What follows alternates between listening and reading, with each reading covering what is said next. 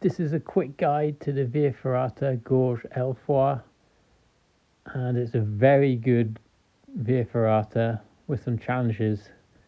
It is near Briançon, and it's a lovely place to go on holiday, especially for people climbing. Look how beautiful it is on street view. You can see the board. Here's the board, Via Ferrata Gorge Ailefroide.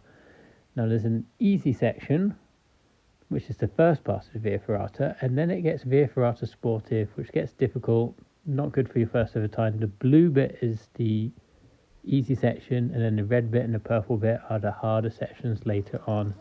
So there's 3 sections to this Via Ferrata. Here Tom and I are on the first section. He first did this when he was like 8 or 9 years old.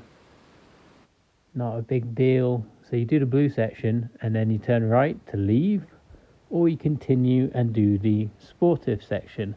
Now this is where tourists get into difficulty. There's quite a few paths, and you need to be quite good at Via Ferrata to get through the next section. You can see I've added some text about someone's review where he ended up being helicoptered out of this second section. So let's go take a look. Tom has done a lot of Via Ferrata. I've done this Via Ferrata like over 10 times. So I'm ready to take him on it. So you cross this wire bridge, Pont de Sange, they call it in France. You go up something, you go down something, and then you start going along this wall edge. And there's 2 major difficulties to look out for.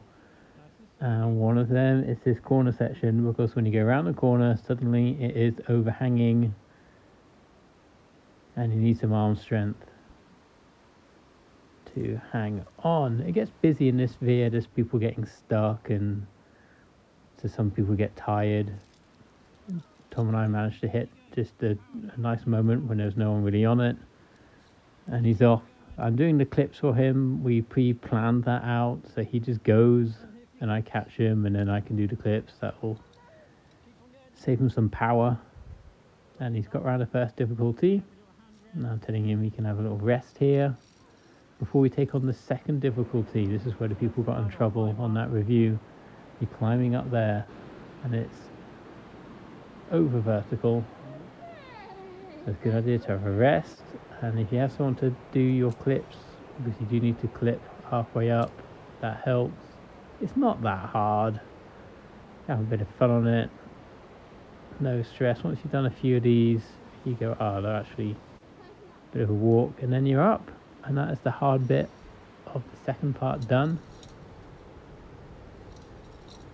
And the Via continues, and you pop out into the woods again. And this is where I said, okay, Tom, that's enough for today. And we turned right and went back down the path, back to the car park. If you want to continue the Via Ferrata, if you're feeling good, you found that all okay, there's a third section, and there's a little steep overhanging bit, a bit like earlier, and then the final climb out is a bit tricky. It's got a kind of a weird ending to it, so you can do your clips halfway up this quite comfortably, and then you do this last overhang bit. So here we are doing the clips. This isn't difficult. And then you just get this weird overhang bit. And it's weird because you have to like hang on to a pole. You hang on the pole and you can't really see your feet. And then maybe you could do your clips here. I'm not really sure what's the neatest way to do it. It's not massively difficult. It's just a bit odd. And I have to do my clips. And you see everyone does the same thing. You kind of grab the top end of this pole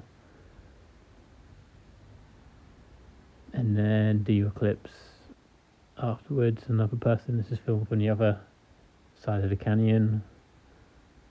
And then you just got to do your clips. A bit weird ending. Nothing super difficult, but not ideal for your first Via Ferrata. If you are a sporting, strong person, sure, you could do it as your first Via Ferrata. But if you're going with children or not too sporty, maybe just call it a day after the first section.